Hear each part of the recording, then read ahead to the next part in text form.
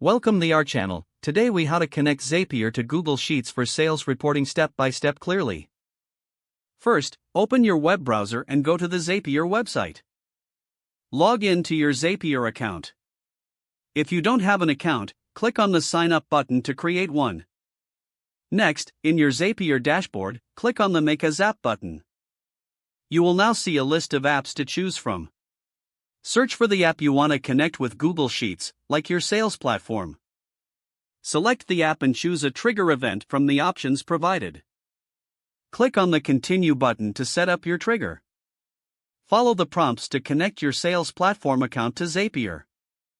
Once connected, test the trigger to ensure it's working correctly. Next, click on the plus button to add an action.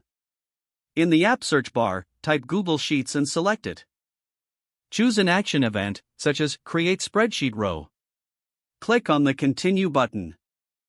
Now, connect your Google account to Zapier if you haven't done so already. Grant Zapier the necessary permissions to access your Google Sheets.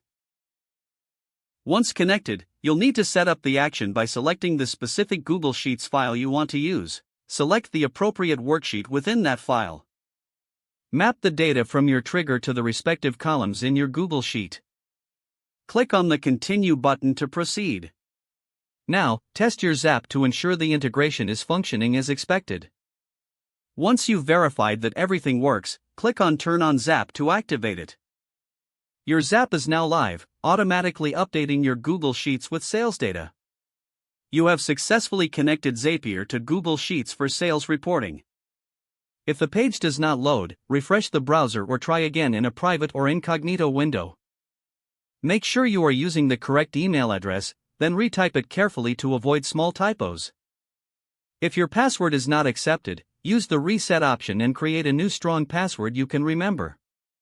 Check your spam folder for verification or security emails, then complete any requested confirmation steps. Enable two-factor authentication if available to improve account security and reduce unauthorized access risk. Don't forget to like this video and subscribe to our channel for more step-by-step tech guides.